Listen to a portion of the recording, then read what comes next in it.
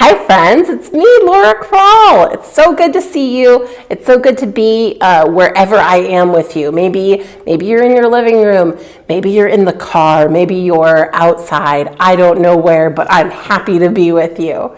Today we are learning about another one of my favorite stories from the Bible, and sometimes when grown-ups talk about it, we'll call it the Good Samaritan. So remember, the Bible is God's words for us. So when we hear Bible stories or when we memorize Bible verses, we are hearing and memorizing God's words for us. That's pretty special and that's pretty significant. Even if we don't immediately understand the story or the verse, God can still use that to teach us. So last week, we learned that the Jewish people did not like the Samaritans for some very old and complicated reasons. Those reasons really aren't important though, but what is important is that nearly all of the Jewish people and nearly all of the Samaritan people wanted nothing to do with each other. Let's watch the video.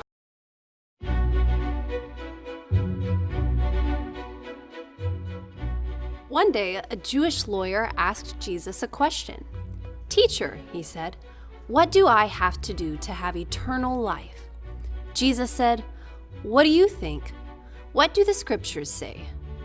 The lawyer answered, "The scriptures say, 'Love the Lord your God with all your heart, soul, strength, and mind, and love your neighbor as yourself.'"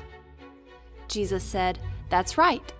Do this, and you will have eternal life." Then the man asked, "Who is my neighbor?" Jesus told a story to answer the man's question. A man was traveling along a road when robbers attacked him. The robbers beat him up and left him by the side of the road. Then a priest came down the road and saw the man lying there, but the priest did not help him. Instead, the priest walked by on the other side of the road. Then a religious leader, a Levite, came down the road and saw the man lying there, but the Levite did not help him. Instead, the Levite walked by on the other side of the road. Then a man from Samaria came down the road and he saw the man lying there. The Samaritan man helped him. He wrapped up the man's wounds, put the man on his donkey, and took him to an inn.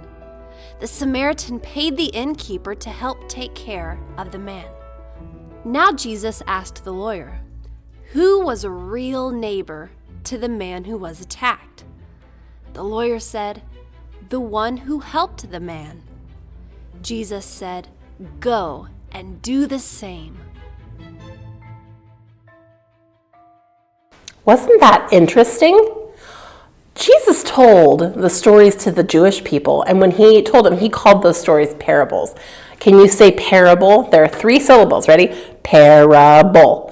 Parable. It rhymes with terrible. How goofy is that? But the parables weren't terrible, I promise. They were stories that Jesus would use to teach a lesson that he was trying to teach the Jewish people something that was important that they needed to learn. And he would do that using the parables. So in this parable, the hero was the Samaritan, and that would have surprised the Jewish people. It might have even made some people a little bit mad because remember, the Jewish people hated the Samaritan people. So the man at the beginning of the story had asked Jesus who his neighbor was. And he was asking that because I think he wanted to know exactly who he had to be nice to and show love to. So Jesus told this story as a way to answer that man that everyone is our neighbor, even if they are people that we don't like. So I wonder if you can think of some ways that you can show love and kindness to your neighbors, like maybe you could hold a door open for someone, or maybe if you see somebody and they're carrying something and they're struggling to carry it, maybe you could go help them. There are so many different ways to show love and kindness to people. So You know what time it is. It is time for our memory verse. And we have a new one this week. Our new memory verse comes from the book of John, chapter 20, verse 31. I'm going to do it real slow for you and show you the motions, okay? Practice with me. These are written, so we're writing, these words are written that you may believe that Jesus is the Messiah, and we're pointing here to the nails that when Jesus was crucified, they put nails in his hands. So we're saying Jesus is the Messiah, the Son. We're going to do a little baby motion. The Son of God. Can we do that one more time? You guys ready? Let's do it one more time. Okay. These words are written so that you may believe that Jesus is the Messiah, the Son of God.